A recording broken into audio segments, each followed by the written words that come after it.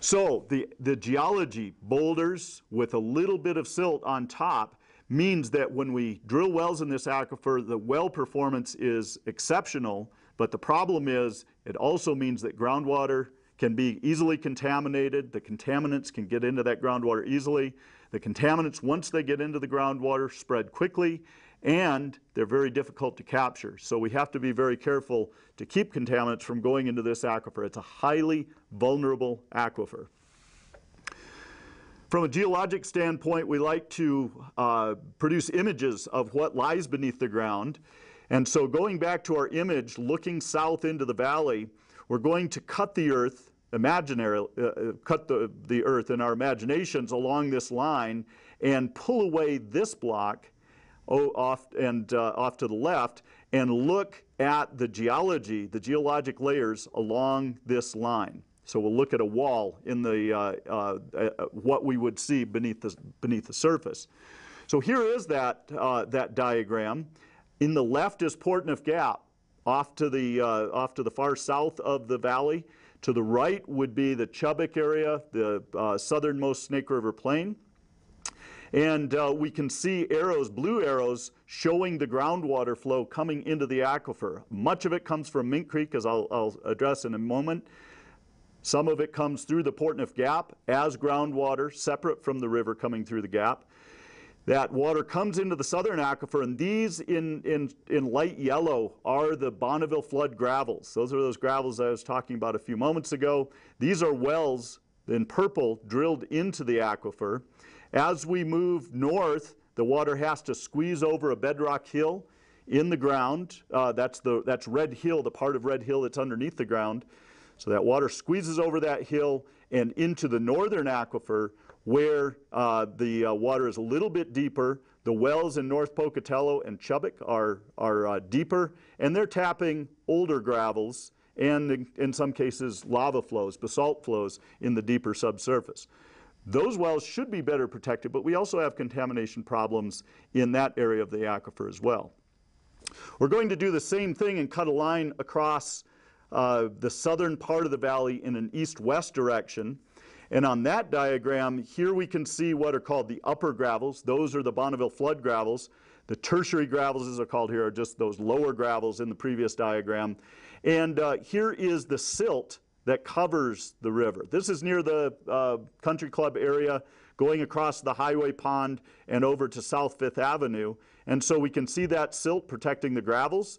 The highway pond is a place where we've excavated into the gravels. Beneath that, we've stripped away the silt cover, excavated beneath into the gravels beneath that silt. And actually, when the water table is high, that becomes the actual highway pond. It's wet because that's the aquifer exposed there. So that is a point of vulnerability for the aquifer. It's a place where we have to be very careful of what we do because any contaminants there go directly into the aquifer. On the east, the Portneuf basalt. I-15 runs along the Portneuf basalt. This is a lava flow, quite old. And then that separates the so-called eastern aquifer along South Fifth Avenue, which has gravel, sand, and clay. It is not the Bonneville flood gravel in that case. The big Bonneville flood gravel is here in tan. So the aquifer really functions as three. We call this the southern aquifer, the main valley in the southern end of the valley. At Red Hill, there's that bedrock hill under the ground as well. And that separates the southern aquifer and the northern aquifer. And then east of the basalt flow, the lava flow, we have the eastern aquifer on South Fifth Avenue. And in red, we see the city municipal water supply wells. That's where drinking water comes from for everybody on city water in Pocatello and Chubbuck. So let's talk about where the water is coming from. The precipitation in the Portneuf Valley is rather low, as we all know, 10 to 12 inches per year. And that does not allow for very much recharge into the aquifer. That water mostly, there's a small amount of recharge, water soaking through the ground and into the aquifer, but much of the water runs off from the city surfaces, the paved surfaces and so forth, and through the storm sewer system into the Portneuf River. Our recharge for our aquifer occurs up in the upper Mink Creek, upper Gibson Jack area, where the precipitation is about 36 inches per year. It's very substantial precipitation. Most of it falls as snow. Snow is very good for recharging the aquifer because the water trickles down through the snow and into the soil very slowly. And then down in the Scout Mountain area, there is some recharge. But mainly Gibson Jack and Mink Creek, Upper Gibson Jack, Upper Mink Creek is where the water gets into the ground and becomes eventually the aquifer in the valley. That water flows beneath the ground and discharges into the lower Portneuf Valley aquifer. This is an image of Upper Mink Creek area looking east. Scout Mountain is off on the right.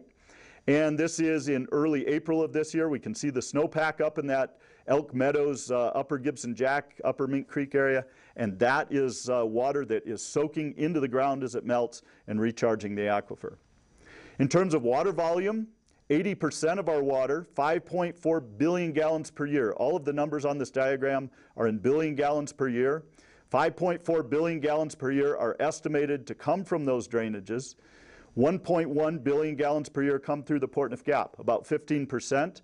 A small part, less than half a billion gallons per year, comes out of Pocatello Creek, again, as groundwater beneath the surface. And 5.3 billion gallons per year flows past Red Hill and into the northern aquifer. Some water is, in wet years, goes into the Snake River Plain aquifer. It's a rather small amount, in fact.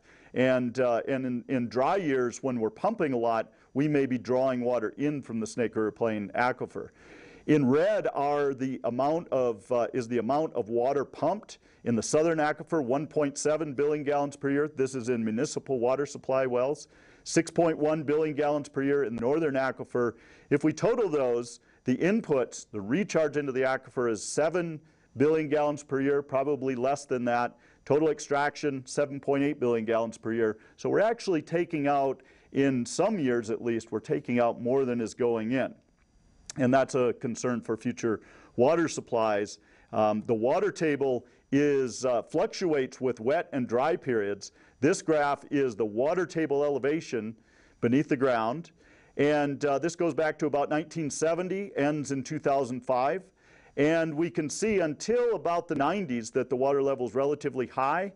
And even though it rose into the late 70s, generally the water levels for the last 15 to 20 years have been downward. If it weren't for this bump here in the mid-90s, we would see a general downward trend. And note that even with some of the wet years in the around 2005, when the precipitation came back after the drought, that the water levels stayed relatively low, and they have stayed relatively low. That's an indication that we're drawing from the aquifer.